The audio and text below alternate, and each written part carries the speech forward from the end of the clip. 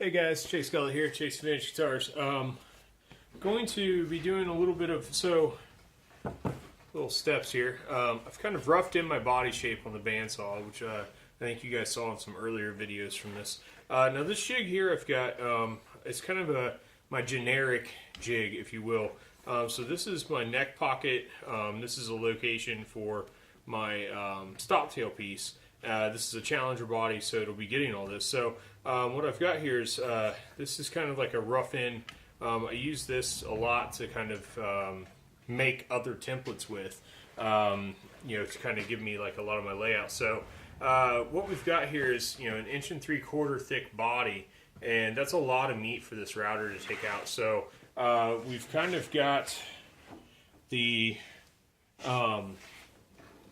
Forstner bit here, and we're going to use that to, normally I would use a lot bigger bit, but I'm lazy about changing out my bits, so therefore I'm going to use the 7/8 here to kind of knock these holes in, and I'm going to remove a lot of the material here. Now a larger bit will take out more faster, but this fits nicely and pick up pockets and everything else. So generally speaking, I'm going to use this to kind of rough in so it's less material to remove with the router. So I thought this would be a fun video because I think boring holes always looks cool. You get all this pile of shavings and it looks awesome. So you know, we've kind of set our depth and we're close enough that we're getting majority of the waste gone, but there will still be enough that when the router comes it'll get rid of the tip from the Forstner bit. So start it up and here we go.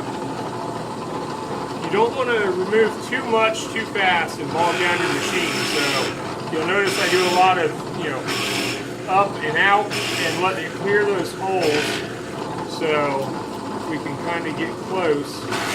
And same thing here, just kind of plugging out the majority of the material.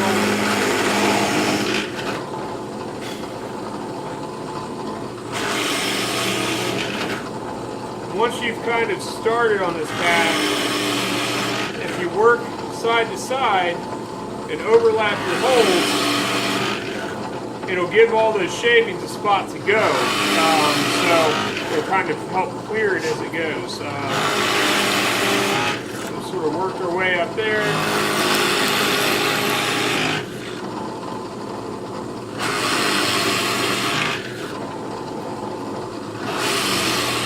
You got to kind of pay attention, blow off your material a little bit from time to time so you don't get lost and accidentally blow a hole in your jig, because then you're kind of back to making jigs again.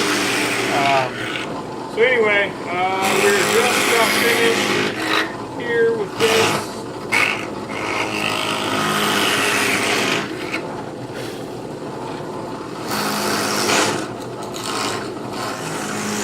That said too, you can kind of take your time with this stuff. I know I kind of, you know, flew through that a little bit. Well, you know, I do a lot of these, so in that regard, you know, there's no sense. Take your time. Make sure you're kind of, you know, checking your work. Now, again, I went a little quick, but, you know, I do a lot of these, so, you know, sorry about that. But as you can see here, we've hogged out the majority of that material, and what that's going to do now is that's going to let that router, it only has to come in and clean up that pocket, so it's a lot, it'll make your bit last a lot longer and everything else. But while I'm set here, I'm going to go ahead and readjust my depth here, right about there, and go ahead and plug cut a couple of holes in this rear pickup pocket as well, because I kind of already know where that's going to be.